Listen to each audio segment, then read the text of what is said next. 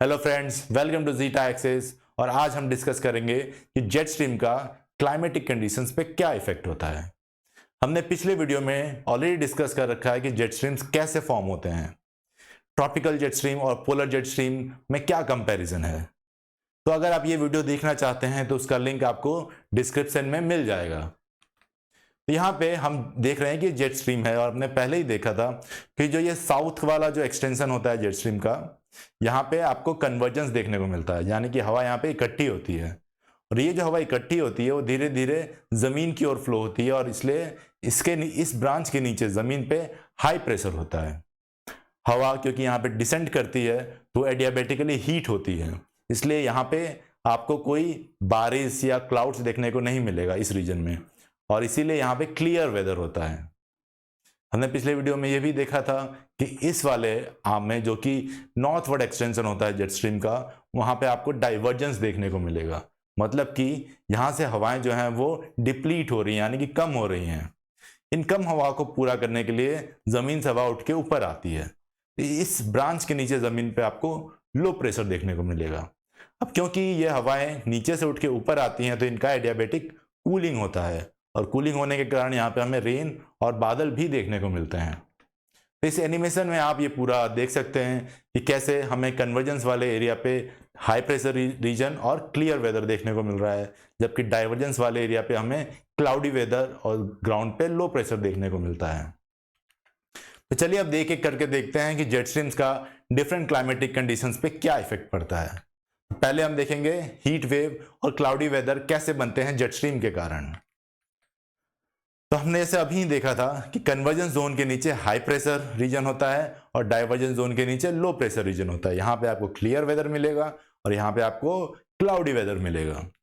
अब हम ये जानते हैं कि हमारा जेट स्ट्रीम जो है वो धीरे धीरे गोल गोल घूमता है, मतलब ये अर्थ की रोटेशन से अलग है और तेजी से भी घूमता है, मतलब कि जो भी यहाँ पे लैंड होगा उसको अल्टरनेटिवली ये कन्वर्जेंस यानी हाई प्रेशर रीजन और लो प्रेशर रीजन ऐसे पास होता है इसके ऊपर। लेकिन अगर ये रोटेशन स्लो हो जाए या फिर रुक जाए तो ये जैसे आप यहाँ पे देख सकते हैं कि यहाँ पे हाई प्रेशर रीजन बना हुआ है। अब यहाँ पे क्योंकि कोई क्लाउड्स नहीं होते और ये हाई प्रेशर रीजन बना रहता है तो ये जो रीजन होता है बहुत ज्यादा गर्म हो जाता है और यहाँ पे आपको हीट वेव देखने को मिलेगा, तो इसी को हीट वेव कहा जाता है। इसी तरीके से अगर किसी रीजन के ऊपर डाइवर्जेंस वाला जो ब्रांच है वो आके रुक जाए तो हमें उस रीजन के ऊपर बारिश देखने को मिलती है, वहां पे काफी दिन तक क्लाउडी वेदर रहेगा। इसीलिए आपको यहाँ पे देखने को मिलेगा कि यहाँ पे जो हमारा ये डाइवर्जेंस वाला ब्रांच रुका है उसके नीचे क्लाउडी वेदर रहेगा, रेनफॉल होगा, यानी कि बहुत दिन तक वेदर खराब रहेगा। तो इस तरह से जेट स्ट्रीम जो होता है वो किसी भी एरिया का क्लाइमेट इंफ्लुएंस कर सकता है अगर उसका रोटेशन स्लो हो जाए।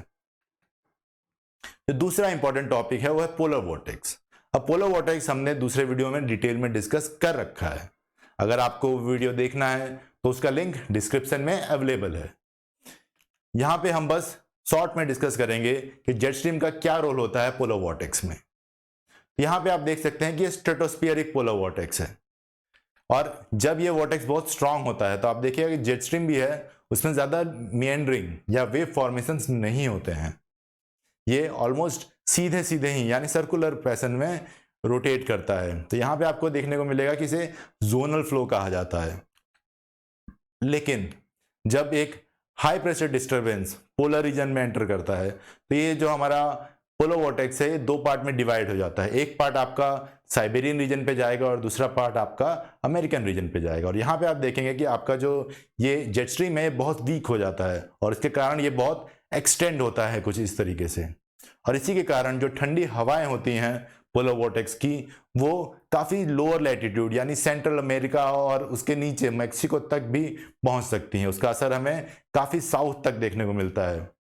इस तरह से आप देख सकते हैं कि जब जेट स्ट्रीम स्ट्रांग होता है तो वो पोलर वोर्टेक्स की ठंडी हवाओं को नदर्न रीजन में ही कंटेन रखता है।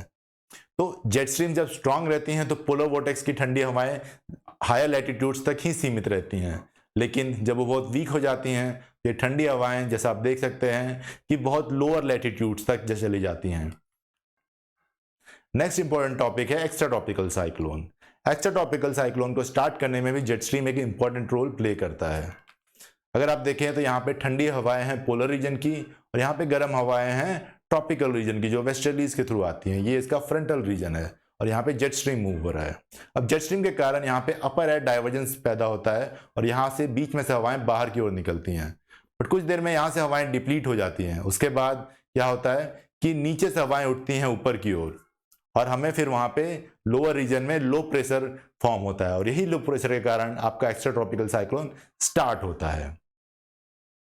जो next important phenomena jet stream play करता है वो साइक्लोनिक और एंटी साइक्लोनिक विंड जनरेट करना। तो हम जानते हैं कि जब ये जेट स्ट्रीम बहुत स्ट्रांग होता है तो स्ट्रेट मूव करता है, स्ट्रेट लाइन में, लेकिन जब वो वीक होता है तो इस तरह के मेएंडर्स बनते हैं, इस तरह के वेव्स बनते हैं, पर कभी कभी ये वेव्स बहुत ज़्यादा इलोंगेट हो जाते हैं। आप यहाँ पे देख सकते हैं कि जेट स्ट्रीम बहुत वीक हो गया है और हम देख सकते हैं कि एक्सटेंशन बहुत ज़्यादा इलोंगेट होकर नीचे तक पहुँच गया है, पर धीरे धीरे क्या होता है कि ये जो इलोंगेशन है ये अलग हो जाता है जेट स्ट्रीम से। आप यहाँ पे देख सकते हैं ये वाला जो पार्ट था ये अलग हो गया है, ये जेट स्ट्रीम का जो ये था ये यहाँ से कनेक्ट होकर ये अलग हो जाता है। तो ये जो अलग साइक्लोनिक विंड है ये अब जब साउथ में मूव करेगा तो एक साइक्लोनिक विंड जनरेट करता है। तो इसी तरह यहाँ पे भी एंटी साइक्लोनिक विंड जो होता है वो एटमॉस्फेयर में जनरेट होता है।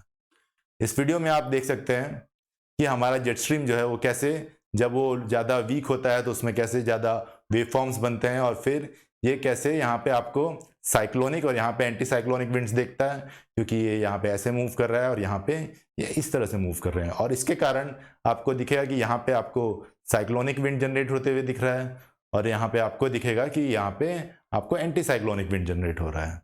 तो इस तरह से जो जेट स्ट्रीम है वो एटमॉस्फेयर में साइक्लोनिक और एंटी साइक्लोनिक विंड जनरेट करते हैं।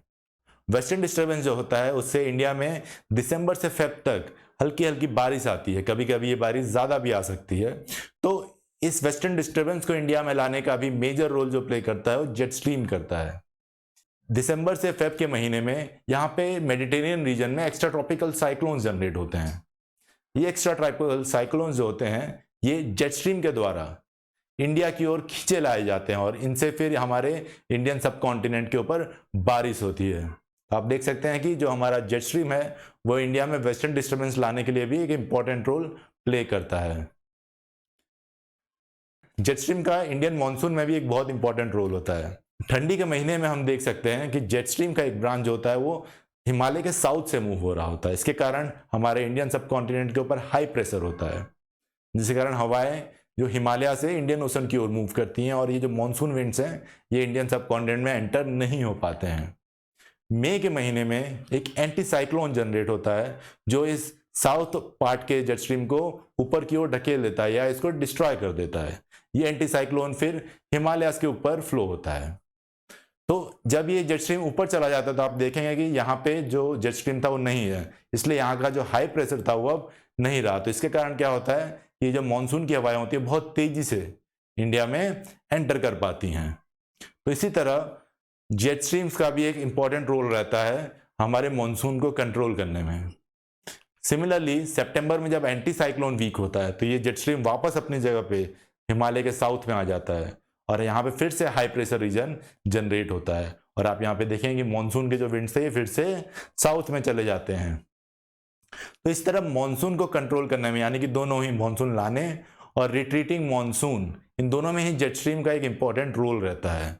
अगर आप मानसून इन इंडिया को डिटेल में देखना चाहते हैं तो इसका एक अलग वीडियो हमने बना रखा है जिसका लिंक आपको डिस्क्रिप्शन में मिल जाएगा। जेट स्ट्रीम जो होते हैं वो बहुत इंपॉर्टेंट रोल प्ले करते हैं कई सारे फिनोमिनाज में। यहाँ पे हमने कुछ इंपॉर्टेंट फिनोमिनाज ही डिस्कस किए हैं। उम्मीद करते हैं कि आपको हमारा ये वीडियो अच्छा लगा होगा और आप हमें लाइक और सब्सक्राइब जरूर करेंगे।